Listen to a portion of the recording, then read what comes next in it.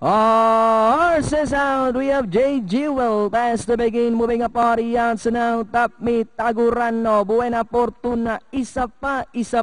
Si Bisquick. We have J. Jewel, the leader, by about 2.5 lengths. And in second is Top Meet, Tagurano. He's racing in third alongside Port Buena Fortuna, Si Bisquick. And Isa pa is racing in last. And going along for the first turn, we have J. Jewel. Goes on by about 3 lengths. Top Meet is still in second.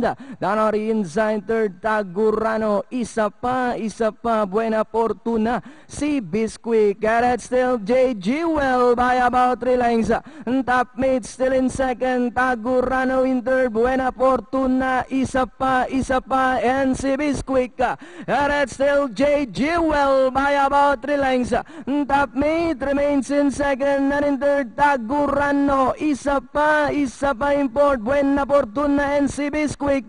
And it's still J. Jewel by about 3 lengths. Top Meet Isa pa now in third, and followed by Tagurano as they come down at the last 150. And it's still J. Jewel. Top Meet Isa pa is already outside third, but it's still J. Jewel. Top Meet Isa pa.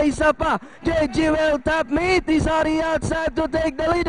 It's now Top Meet followed by J. Jewel. Isa pa, and finally Top Meet. J. Jewel. Isa pa. Buena Fortuna. Tagurano. Si Bisquick. 6-4-1-5 unofficial placings for the SC Stock Farm Trophy Race.